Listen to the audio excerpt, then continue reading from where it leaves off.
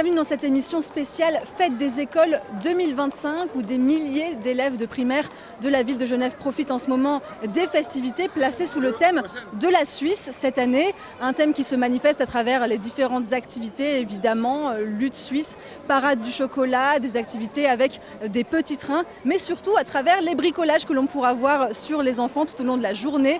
Delphine Palma a d'ailleurs suivi l'un des ateliers fabrication de ces bricolages avec les 2P de l'école du Cray. Et les lamons blancs. Ce matin, les 2P de l'école des Cray ont une dernière mission importante avant les grandes vacances. Fabriquer leur couronne pour la fête des écoles. Je suis en train de faire une montagne avec de la neige. Dans la classe ce matin, les idées fusent pour créer des montagnes en carton, dignes des plus beaux sommets. Je fais des vagues et des cœurs.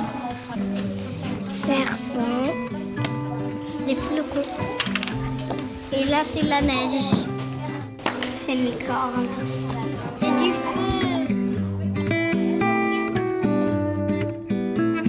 Autour de leur sommet, les enfants ajoutent vaches, edelweiss ou drapeaux suisses, découpés et coloriés par leurs soins. Parfois dans une version bien à eux. Cette année, le thème de la fête, c'est bien sûr la Suisse. Un choix plébiscité en début d'année. Le thème à la fois gourmand et familier parle tout de suite à l'imaginaire des enfants. Le chocolat. Du chocolat, des vaches. Attends. Les fleurs. Ma famille qui habite à la Suisse. Les fraises aussi. Faut que tu en rajoutes combien ? Cette fabrication de couronnes, c'est un moment attendu par les élèves comme par les enseignants. Une parenthèse joyeuse entre années qui s'achèvent et grandes vacances. Un rituel qui compte dans la vie de la classe. Ça marque vraiment la fin de l'année scolaire. Et merci Malek. Et en plus pour cette classe, c'est une classe qui s'est suivie pendant 2 années. Donc c'est vraiment un peu la fin du tout début de l'école, des 2 premières années scolaires qu'on a passées ensemble.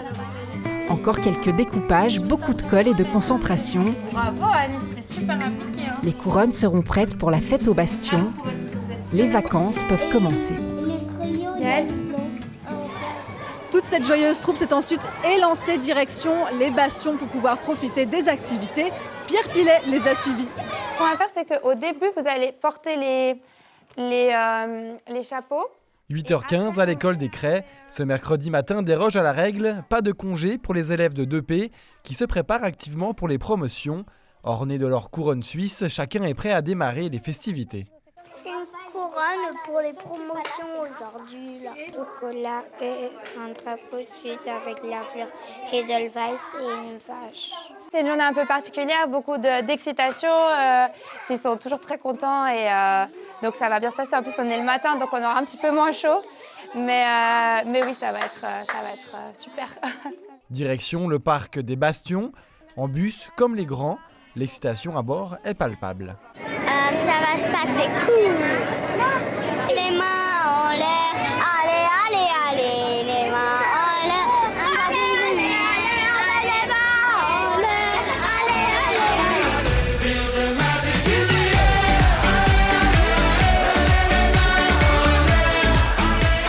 Arrivé au parc, c'est un univers festif sur le thème de la Suisse qui s'ouvre. Musique, jeux, animation, la fête bat son plein. C'est vrai que l'émotion est toujours là et chaque année on revient et on est toujours envahi d'une belle émotion de fin d'année. Et puis c'est une fête merveilleuse dans un parc qui est juste emblématique de Genève. Donc c'est incroyable. Les jeunes écoliers s'empressent de tester les attractions, du jeu des vaches. Une fois, je suis tombée. J'ai gagné des fois. À l'incontournable carrousel. Pourquoi c'est trop bien ? Parce que ça tourne. Sans oublier évidemment la fameuse glace à l'eau, toujours appréciée. La mienne, elle est trop bonne.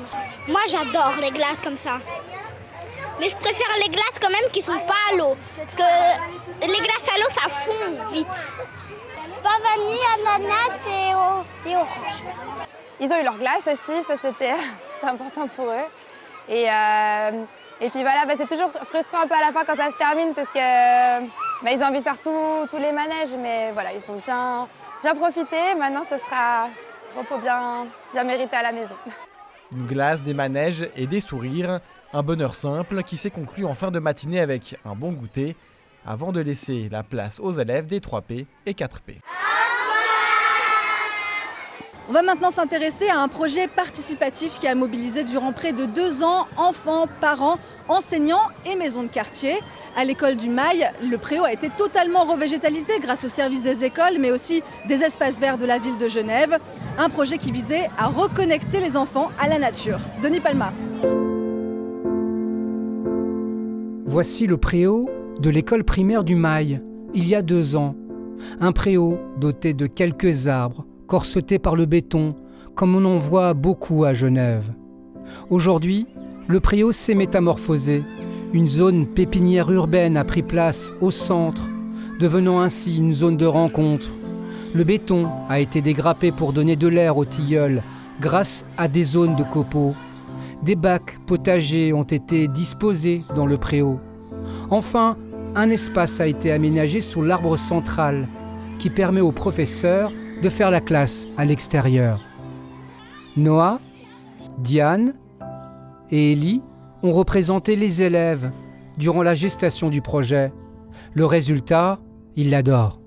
Ça met de l'ombre, un peu plus d'ombre, et puis c'est plus joli de voir un préau plutôt vert que plein de béton et tout. Et puis c'est cool d'avoir surtout des bancs en bois et tout. Maintenant, il y a plein de petits qui jouent parfois sur ces rondins ou qui regardent les fleurs comme ça. Ça permet aussi d'être plus proche de la nature. Les cache-cache, ça peut être plus grand ou aussi pour se reposer parce qu'il y a plus de bancs. On peut prendre son goûter calmement. Lancé il y a 2 ans avec le soutien du programme national Cours Verte de la Fondation Radix et de la ville de Genève, le projet a mobilisé élèves, parents, enseignants et maisons de quartier. Un projet participatif a permis aux élèves de proposer eux-mêmes des idées pour transformer le préau. En groupe, ils allaient réfléchir à ce qu'ils souhaitaient, mais plus en termes de besoins. On a besoin d'un endroit pour se rencontrer, on a besoin d'un endroit pour explorer, pour bouger, pour se réunir, pour se reposer. Parce que souvent, les enfants, ils disent « Ah, on aimerait un toboggan, on aimerait une mare avec des nénuphars, on aimerait un mur de grimpe. » Et puis, ce n'est pas toujours réalisable. Donc, commencer par exprimer des besoins. Et puis, les délégués revenaient dans leur classe, faisaient les propositions à leurs camarades qui validaient, qui votaient, par exemple, et revenaient ensuite au forum. À l'origine du projet, des parents d'élèves, comme Antonella, qui a voulu changer le visage du préau, bétonné jusqu'à présent à 90%, c'était juste avant la crise du Covid. Aujourd'hui, on fait face à une nouvelle réalité, à d'autres problématiques, dont la chaleur, dont l'absence d'arbres naturels ou aussi le contact pour nos enfants avec des éléments plus naturels. Et aussi une densité de la population, en l'occurrence dans le quartier, le quartier de la Jonction, qui nous amène aussi à chercher des lieux récréatifs, mais qui soient un peu pacifiés par la présence de la végétation. L'un des objectifs visait à créer un espace plus apaisé et plus inclusif, en évitant que les jeux de ballon pratiqués majoritairement par les garçons n'occupent l'ensemble du préau. Les enfants, il y a les bancs qui sont à l'intérieur de là où sont les arbres, et les enfants se les approprient. Et le quartier aussi, on voit souvent des mères de famille qui viennent avec la poussette, tout ça, et qui s'installent là. Parce que c'est agréable, parce qu'il y a les arbres autour qui font de l'ombre, qui donnent un peu de fraîcheur. Et puis, il y a cette disposition qui a été très bien pensée. La végétalisation de ce préau n'est pas un cas isolé. Plusieurs cours d'école primaire sont en pleine transformation. Et la ville entend accélérer le mouvement avec un projet ambitieux de végétalisation pour 9 écoles supplémentaires dans les années à venir. Bonjour Christina Kitsos, merci d'être avec nous. Bonjour. Vous êtes conseillère administrative en charge du département de la cohésion sociale et de la solidarité. Pour cette fête des écoles 2025, la Suisse est à l'honneur avec cet artiste qui signe l'affiche de l'année, Fabien Kuffel. Il fait référence au pont, au train, aux montagnes suisses. Et vous, qu'est-ce que ça vous inspire, ce thème ? Alors c'est vrai qu'à travers l'affiche, ce sont vraiment les grands bâtisseurs qu'on célèbre. C'est toute l'histoire de la Suisse qui s'est faite aussi au fil des migrations et qui constitue la richesse de la Suisse. Pour moi, la Suisse, c'est sûr que c'est un système politique hors pair. On a vraiment une démocratie directe qu'on ne retrouve pas ailleurs, avec des outils très concrets comme la pétition, l'initiative, le référendum. On a aussi un tissu associatif très cher ce que j'entends dans le sens qu'il y a de la valeur, avec une culture citoyenne hors norme. Et puis notamment la participation des enfants. Par exemple, chaque année en ville de Genève, on accueille la conférence romande des enfants qui viennent nous faire part de leurs recommandations, de leurs projets qu'ils souhaitent voir être montés par les différentes institutions. Donc on voit à quel point on a quand même une innovation démocratique qui est très développée. Est-ce que vous avez un souvenir d'enfance marquant en lien avec la Suisse, peut-être un lieu, une balade ou peut-être un plat ? Alors, ce qui est sûr, c'est que j'ai beaucoup de souvenirs à la Chaux-de-Fonds, dans les montagnes neuchâteloises, les fameuses torées qui sont faites à l'automne. Donc, c'est dans les pâturages, on allume des feux et voilà, il y a quelque chose de très collectif, de très bon enfant. Mais après, j'ai une famille aussi qui adorait les glaciers, les grandes marches, les réserves naturelles, notamment au Grison, où on pouvait voir des grands tétras qui sont en voie de disparition. Et ça, c'est vraiment unique, ces paysages-là qui nous permettent d'être contemplatifs. Contemplatifs, c'est unique et ça montre bien ce qu'est la Suisse aussi. Cette fête des écoles, c'est une tradition bien ancrée, maintenant attendue pendant toute l'année parfois par les élèves. C'est vraiment un rituel important ? C'est vraiment un rituel important pour les enfants, pour le corps enseignant, pour les parents, les directions d'établissement, mais aussi pour la cité. Parce qu'à travers l'enfance, à travers l'éducation, la formation, finalement, c'est l'avenir de la société et c'est toute la cité qui, quelque part, se mobilise le temps d'une journée pour célébrer les écoles, pour célébrer tout cet engagement, tout ce travail qui a été accompli pendant l'année scolaire.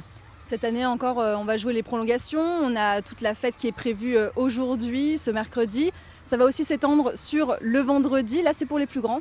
Voilà, c'est les plus grands, donc c'est au Victoria Hall. On a même dû faire maintenant 2 événements le vendredi parce qu'on a eu une augmentation d'effectifs scolaires tellement importante que ça suffisait plus d'avoir tous les enfants à une seule cérémonie, donc on en a 2. Puis après, on a encore une grande fête ouverte au public en soirée ici au Parc des Bastions avec des contes et légendes, avec des projections de lumière sur le mur des réformateurs. Donc ça, c'est vraiment une grande fête pour tout le monde. Et c'est vrai que c'est très important ce vendredi parce que ce sont les enfants qui terminent l'école primaire et qui vont passer au cycle d'orientation. Donc on célèbre pas seulement l'année écoulée, mais aussi le changement d'ordre d'enseignement. Alors on tombe dans une semaine où il fait particulièrement chaud. Il a fallu s'adapter de votre côté aussi pour pouvoir maintenir le cortège malgré un temps presque caniculaire. Alors oui, on a adapté, on a notamment acheté des casquettes pour pouvoir distribuer aux enfants qui n'en auraient pas.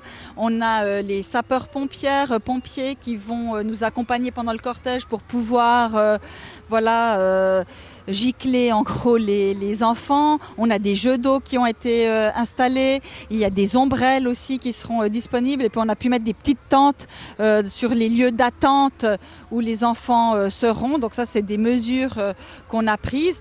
Maintenant, il est évident qu'on travaille sur une manière de réorganiser encore cette fête des écoles pour prendre en compte ces changements climatiques, parce que c'est vrai que ces cortèges l'après-midi, ça a toujours été la tradition. D'ailleurs, c'est inscrit au patrimoine immatériel de l'UNESCO. Mais force est de constater que maintenant, 14h30, si on était à Naples ou je ne sais pas où, on dirait mais qu'est-ce que vous faites à 14h30 ? Donc on doit se rendre à l'évidence qu'il y a de vrais changements climatiques et voir quelles sont les options possibles. Est-ce qu'il faudrait organiser le cortège par exemple le matin ? Ou comment le faire. Donc le but c'est de pouvoir se coordonner avec les partenaires scolaires, avec les associations de parents et puis d'envisager les meilleures options possibles. Justement, derrière la fête des écoles, c'est tout un service qui s'affaire aussi tout au long de l'année. Finalement, c'est un événement phare, pas que pour les enfants, mais aussi pour vos collaborateurs, collaboratrices et pas mal de partenaires. Alors, le service des écoles, vraiment, est tellement engagé dans cette fête, c'est tout le service qui participe, mais même les personnes qui ne sont pas sur ce projet, ils sont toutes et tous présents ici au Parc des Bastions. Puis après, c'est toute la ville de Genève qui est engagée. Il y a le service, tout ce qui est logistique, manifestation, il y a la police municipale, il y a aussi la police cantonale, il y a les espaces verts, il y a énormément de services qui sont engagés pour que tout se passe au mieux pendant cette fête des écoles. C'est vrai que c'est presque 13 000 enfants quand même qui vont participer à ces différents moments. Et puisqu'on en parle de ces préparatifs, je vous propose de vous glisser dans les coulisses de ces derniers avec la transition ce matin des 1 à 2P, puis cet après-midi des 3 à 4P, le tout dans une logistique très méticuleuse et en 2 heures. Reportage avec Gilles Miellot. Phase de transition, la fête est finie pour les petits, rafraîchissement en spray ou en glace. Tout est minuté, les bus attendent à l'extérieur des bastions et déjà les 150 bénévoles préparent la suite. 2 heures pour tout remettre en ordre. L'enjeu dans ces 2 heures, c'est de pouvoir faire le switch entre la fête des 1P, 2P de ce matin et des 3P, 4P qui vont arriver cet après-midi. Donc on doit changer toutes les tables parce qu'à chaque fois il y a des étiquettes personnalisées sur les tables au nom des enseignantes et des enseignants. On doit remettre les pains au chocolat au bon nombre de chaque effectif de classe. On doit nettoyer les tables, on doit nettoyer le parc, on doit refaire les sirops. On doit faire en sorte que tout est bien, vérifier qu'il n'y a rien qui cloche ou quelque chose qui gêne sur le passage des enfants. Et de se préparer pour les accueillir aussi frais et pimpants que ce matin. Pause méridienne bienvenue pour les bénévoles avant le rush de l'après-midi.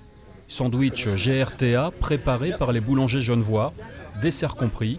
Parmi les bénévoles, beaucoup d'anciens enseignants nostalgiques. Pour moi, la fête des promotions, c'est un moment hyper important à Genève. J'étais enfant de la ville, j'ai fait mes premières promotions ici, j'ai fait des promotions en tant qu'enseignante, j'ai fini ma carrière directrice avec ces promotions.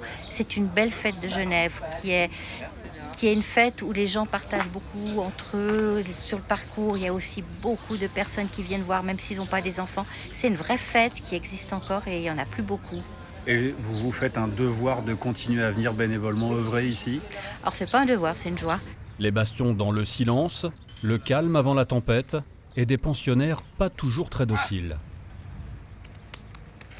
Les bergers sont en route. Enclos sécurisé et le bal des étiquettes commence.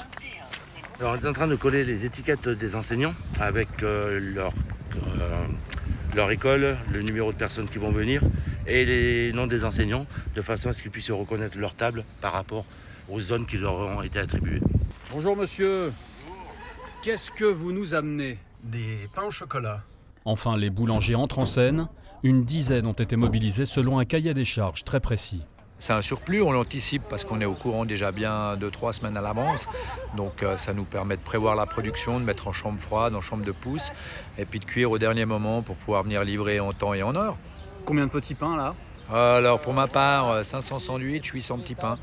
Une logistique rodée, huilée, coordonnée, qui nécessite un gros travail en amont. C'est à peu près 6 mois de travail entre le début où on commence, où on fait les appels d'offres pour les animations, où on se réunit, où on prépare les classes. Oui, c'est 6 mois de travail.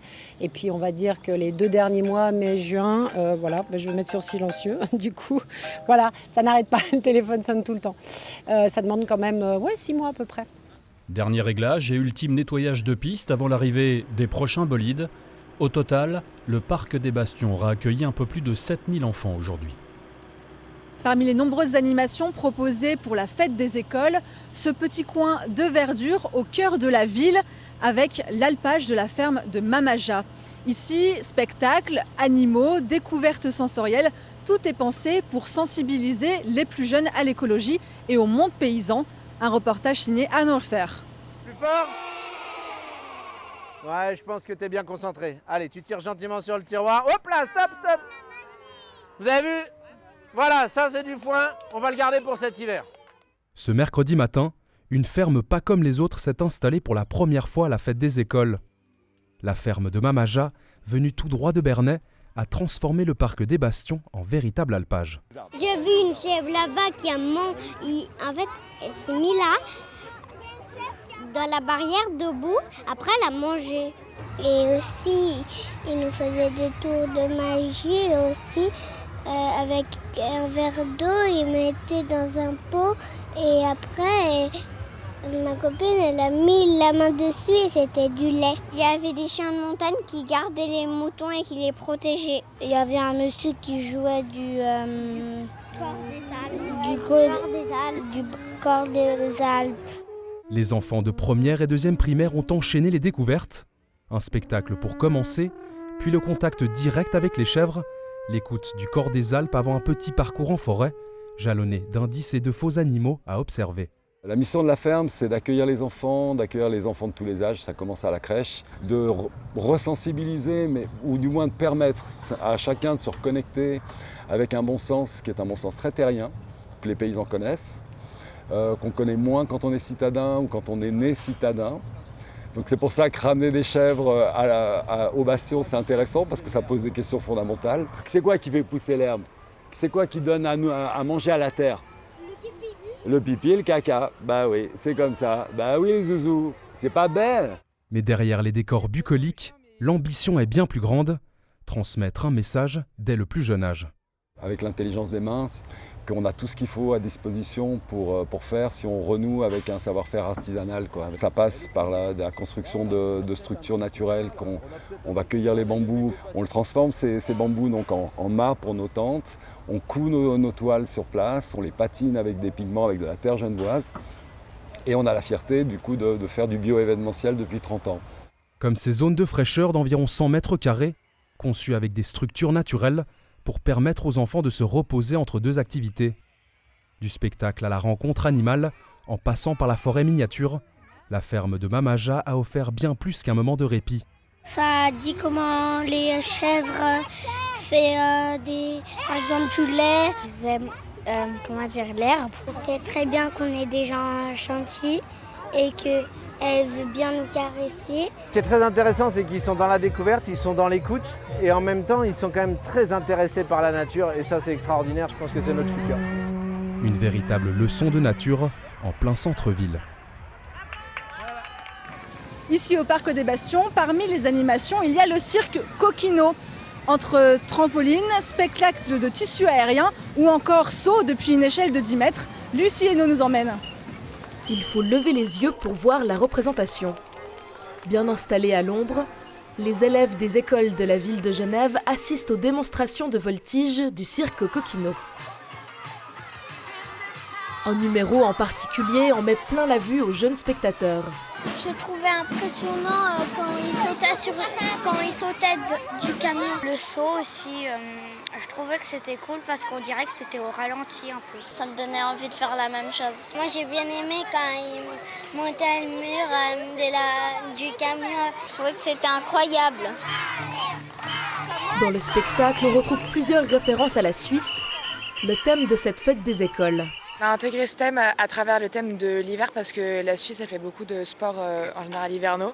Donc on a utilisé des skis ou des équipements un peu d'hiver pour représenter au mieux notre pays. Les acrobates du cirque Coquino adaptent leur show au public. On va peut-être plus interagir avec eux. Là par exemple on passe dans le public, on leur donne une corde d'alpinisme. On essaye de faire en sorte qu'ils aient quelque chose à faire pendant le spectacle. Un autre numéro fait son petit effet, le tissu aérien. C'était dans les airs et du coup ils faisaient des figures. Et j'ai bien aimé. Ils faisaient des trucs aux trucs rouges. Ils ont fait ils ont fait le grand écart, ils ont lâché les bras en se pendant dans le vide. Résultat, un public conquis. C'était très beau et très bien fait. C'était cool. Et ils ont fait des choses incroyables. C'était impressionnant, ils faisaient les tours dans le ciel, ils montaient tout là-haut. Vous êtes content d'avoir vu le spectacle? Oui, c'était trop cool. Le spectacle est fini. À peine le temps de boire un peu d'eau qu'il est l'heure de remonter sur scène. De nouveaux spectateurs arrivent déjà pour applaudir le cirque Coquino.